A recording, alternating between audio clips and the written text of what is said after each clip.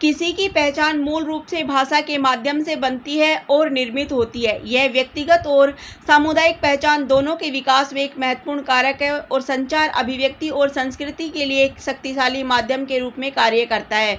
भाषा अपने साथ इतिहास, विरासत और पहचान की एक मजबूत भावना रखती है, जो सूचना प्रसारण के लिए एक उपकरण के रूप में इसके उपयोग से परे तक फैली हुई है। पहचान बनाने, राष्ट्रीय पहचान, सांस्कृतिक पहचान और व्यक्तिगत पहचान जैसे विचारों को प्रभावित करने में भाषाओं की विविध भूमिका होती है। किसी व्यक्ति की व्यक्तिगत पहचान मूल रूप से उसकी भाषा से तय होती है। किसी व्यक्ति के विचार, भावनाएं और आत्म अभिव्यक्ति अक्सर उनके संचार के प्राथमिक माध्यम से आकार लेते हैं। किसी व्यक्ति की अपने आसपास की दुनिया को देखने और समझने की क्षमता उस भाषा पर निर्भर करती है जो वह बोलता है। यह लोगों को अपने विशिष्ट दृष्टिकोण और अनुभव व्यक्त करने में सक्षम बनाता है और उन्हें अपने विचारों, विश्वासों और मूल्यों को संप्रेषित करने में सहायता करता है। किसी व्यक्ति की आत्म पहचान की भावना उनके द्वारा बोली जाने वाली भाषा से प्रभावित होती है, जो उनके पालन पोषण, सामाजिक संदर्भ और पारिवारिक पृष्ठभूमि को भी दर्शाती है। भाषा और सांस्कृतिक पहचान का अटूट संबंध है। भाषा संचार के साधन के साथ साथ संस्कृति का एक महत्वपूर्ण घटक भी है। इसके माध्यम से सांस्कृतिक मूल्य, परंपराएं और प्रथाएं एक पीढ़ी से दूसरी पीढ़ी तक हस्तांतरित होती है। किसी विशेष संस्कृति की समृद्धि और विविधता का श्रेय काफी हद तक साहित्य, लोक कथाओं, रचनात्मक अभिव्यक्तियों और सांस्कृतिक प्रथाओं को दिया जाता है, जो सभी भाषा से निकटता से संबंधित है। किसी की मूल भाषा को बोलने और उसका उपयोग करने की क्षमता उसकी सांस्कृतिक पृष्ठभूमि के साथ मजबूत संबंध बनाए रखने में सहायता करती है और उसकी सांस्कृतिक पहचान पर गर्व की भावना को बढ़ावा देती है।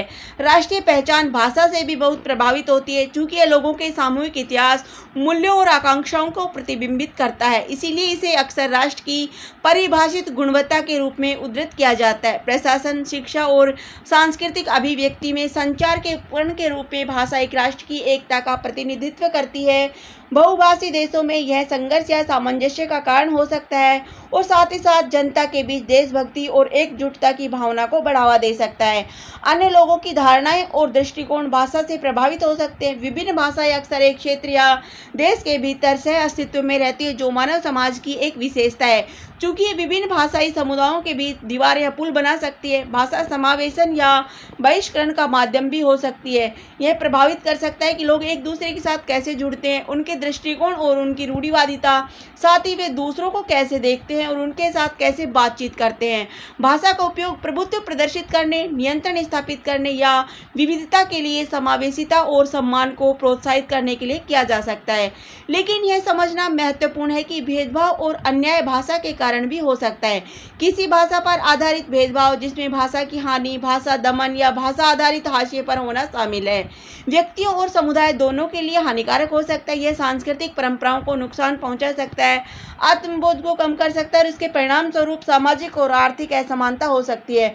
परिणाम स्वरूप भाषाई विविधता का समर्थन करना, लुप्तप्राय भाषाओं की रक्षा करना और यह गारंटी देना महत्वपूर्ण है कि हर किसी को पूर्वाग्रह का अनुभव किए बिना अपनी घरेलू भाषा बोलने की स्वतंत्रता है।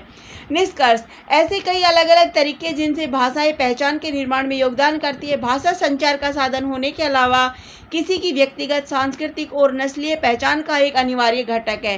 सामाजिक एकजुटता के प्रतीक के रूप में यह प्रभावित करता है कि लोग खुद को कैसे देखते हैं और दूसरे लोग सांस्कृतिक इतिहास और रीति रिवाजों में कैसे योगदान करते हैं। हालांकि भेदभाव और असमानता भाषा के कारण भी हो सकती है।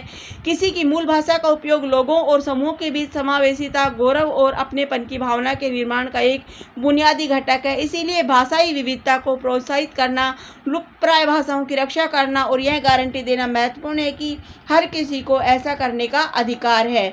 धन्यवाद। जय हिंद।